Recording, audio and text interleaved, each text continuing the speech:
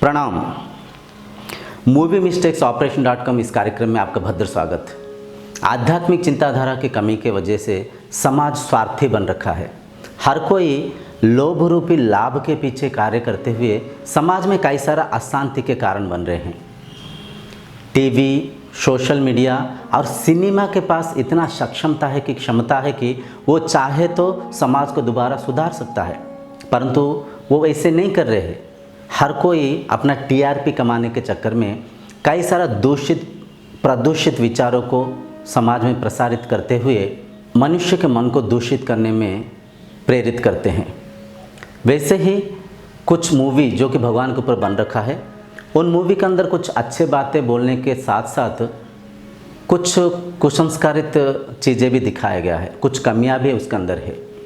तो हम उन तमाम मूवियों से पीके पिक्चर के बारे में हम चर्चा कर रहे थे। पीके पिक्चर में जो कमियां है उसे समझने के प्रयत्न कर रहे थे और धर्म को ठीक से समझकर धार्मिक चिंताधारा को मन में धारण करते हुए समाज में पुनः शांति की स्थापना करके सत्य युग की स्थापना करना अपना मुख्य उद्देश्य था। तो पीके मूवी के इस छोटा सा क्लिप को देखिए, इसके बाद में हम इसे चर्चा करते हुए समझने के प्रयत्न करेंगे। आज का अपना टॉपिक था धर्म क्या है। तो देखिए इस मूवी को, फिर हम चर्चा करेंगे। मम्मी, पापा, she's fallen in love. Fallen in love? तुसी शांत हो जाओ माँ, मैं सब बताती हूँ। तू पहला ना दस। सरफराज। मुसलमान है? हाँ जी पापा, फैमिली पाकिस्तान में है। पाकिस्तान? केड़ा पाकिस्तान? भाई तू बुर्का पाएंगी, नमाज पढ़ेंगी, जगू तेरी मत ते नहीं मारी गई। जग्गू तो डिस्कनेक्ट मत करना। देखिए, धर्म के प्रति मनुष्य के मन में कितना भेदभाव है।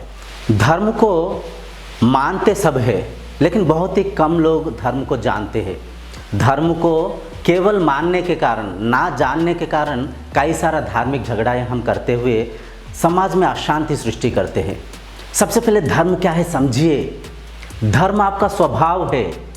जैसे कि मधु के स्वभाव मीठा है, इमली के स्वभाव खट्टा है, अग्नि के स्वभाव ऊष्म है और पानी के स्वभाव बहना है। ठीक वैसे ही मनुष्य के स्वभाव शांति है।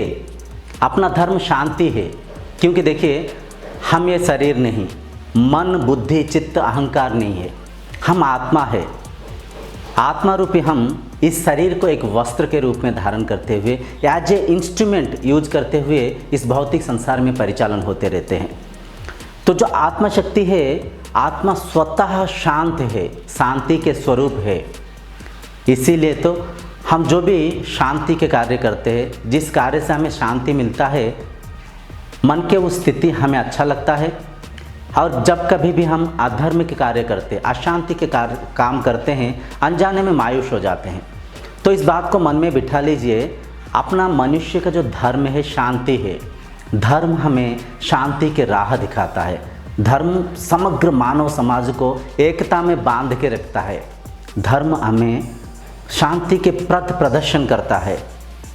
तो अपना धर्म शांति है, इस बात को ना समझते हुए उस एक धर्म को अनेकों में बांटकर धर्म को अपना पराया भेदभाव में बांटते हुए कई सारा धार्मिक झगड़ाएं हम करते हैं। धर्म के पालन करना यह है कि प्रकृति के नियमों को पालन करना, नेचर के लॉ को फॉलो करना। जैसे कि देखिए, शरीर को प्रकृति के साथ जितना आप प्राकृतिक रूप में इस संसार में जिएंगे, शरीर उतना आरोग्य रहेगा। जितना सादा सात्विक भोजन इस शरीर को परोसेंगे, शरीर के इम्यूनिटी पावर उतना बरकरार रहेगा और शरीर उतना आरोग्य रहेगा। मन में जितना सात्विक विचार को धारणा करेंगे, समदृष्टि से संसार को देखेंगे, हर किसी का मंगल कामना करेंगे, हर किसी के भला चाहेंगे, तो अनजाने में आप भी शांति, हर्ष, उल्लास के साथ इस जीवन को बिता पाएंगे।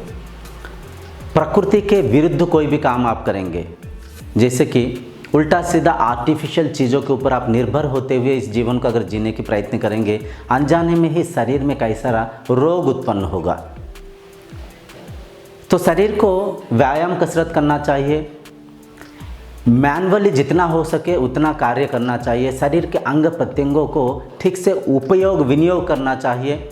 भोजन जो शरीर के लिए अच्छा है, ना कि जीभ के लिए जो टेस्टी है, वैसे भोजन को हम खाना चाहिए। समय पे खाना चाहिए, समय पे सोना चाहिए। हर किसी के साथ मीठा बोलना चाहिए। अपना व्यवहार में नम्रता होना चाहिए। समग्र विश्व के कल्याण चाहते हुए हर किसी के साथ हम जब समदृष्टि से संसार को देखेंगे, उस व्यवहार को धर्म की पालन करना कहते हैं।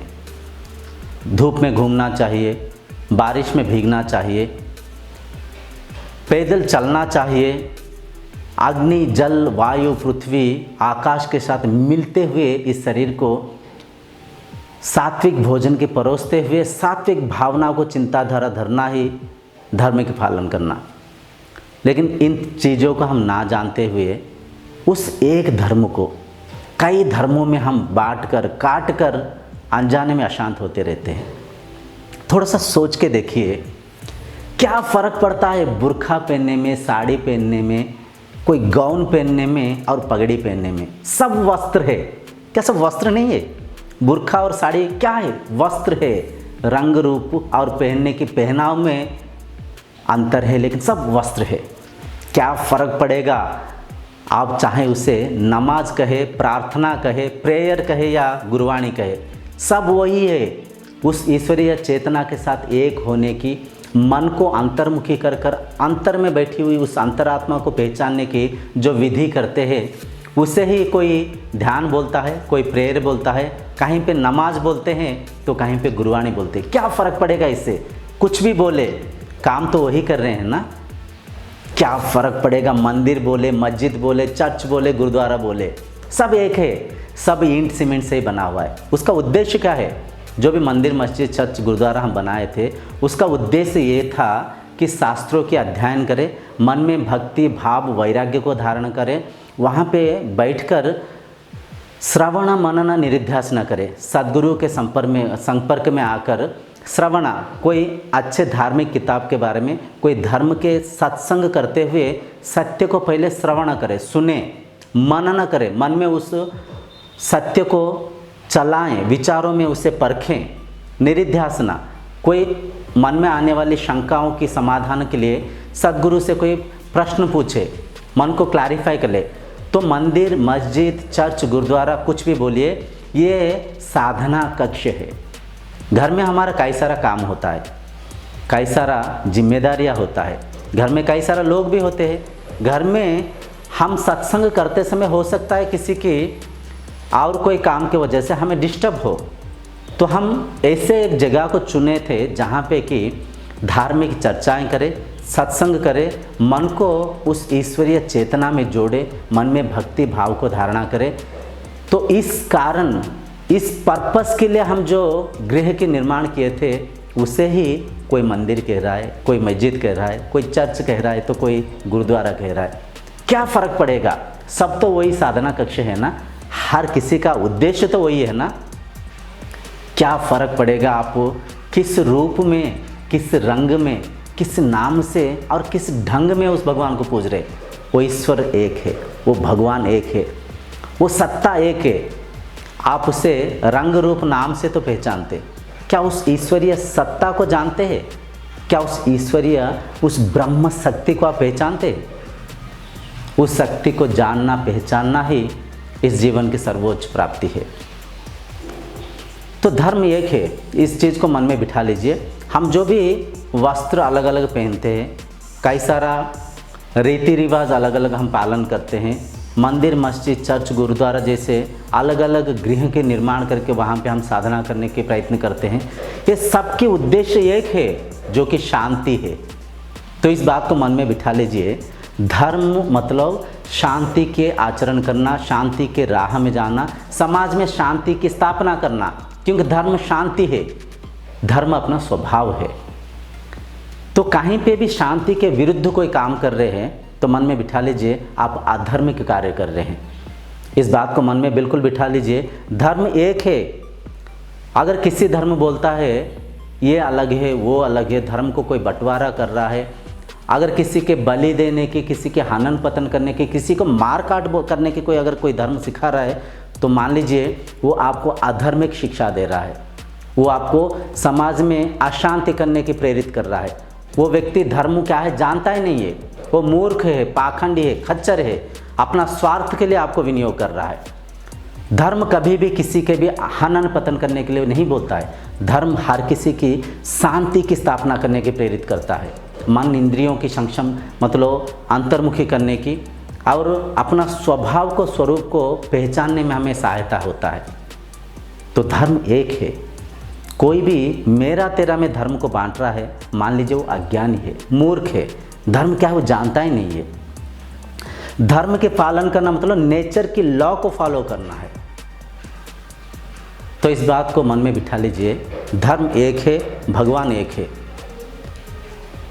अगले एपिसोड में हम समझने के प्रयत्न करेंगे जो बाबा साधु है उनकी इस समाज में कितना आवश्यकता है, आध्यात्मिक चिंताधारा की कितना आवश्यकता है, और आध्यात्मिक चिंताधारा की कमी के वजह से समाज कितना स्वार्थी बन रखा है, और बाबाओं में सद्गुरु को हम कैसे पहचानें। कुछ लोग अच्छे धर्म के प्रचार प्रसार करते हैं, कुछ स्वार्थी शरीर अपने स्वार्थ के लिए आश्रमों को चलाते हैं।